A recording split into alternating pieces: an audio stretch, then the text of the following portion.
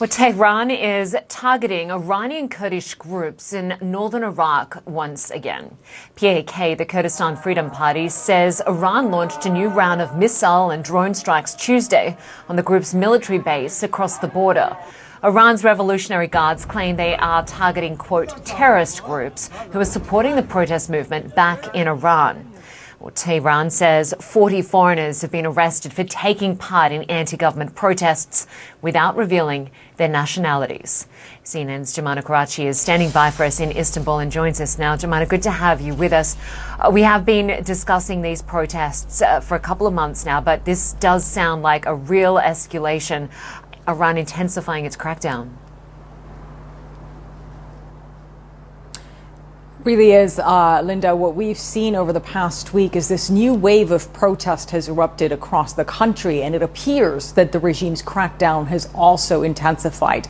Activists and Hangout Organization for Human Rights, that's a human rights monitor based in Norway, but it's been documenting human rights violations mostly in the western part of the country in the majority Kurdish areas. And they've been telling us that they have seen a significant increase in brutality, they say, over the past week, with security forces opening fire directly and deliberately at protesters, using excessive lethal force against the population. They say, I can tell you tonight there is a lot of concern about the situation across Iran, really being described as critical, but especially in those Kurdish areas. Linda, we have to warn viewers, they may find some of the video in our report graphic and disturbing. Hundreds poured into the streets of Piran-Shar, united in their grief and anger. A martyr for Kurdistan, the crowd chants. They chant for 16-year-old protester Karwan Qadir Shukri, one of the youngest lives lost in a week of carnage across Iran's Kurdish region. At his burial, his father tells mourners, I dedicated my son to Kurdistan. Every funeral brings more anger, more defiance from a minority long oppressed by the ruthless republic. Iran's minorities, including the Kurds, have borne the brunt of an unforgiving crackdown. Kurdish cities and towns turned into war zones. The regime sent in troops and heavy weapons to suppress an uprising that's been growing stronger by the day. The entire region has become very militarized.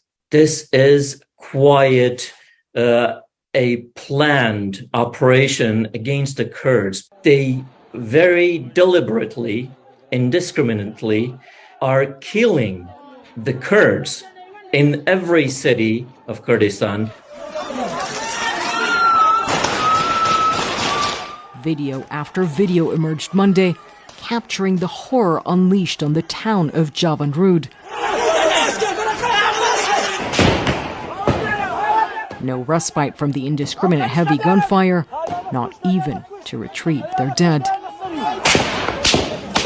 The regime claims it's confronting terrorists and separatists. Activists warn it's a pretext for an even bloodier crackdown under the cover of an internet shutdown.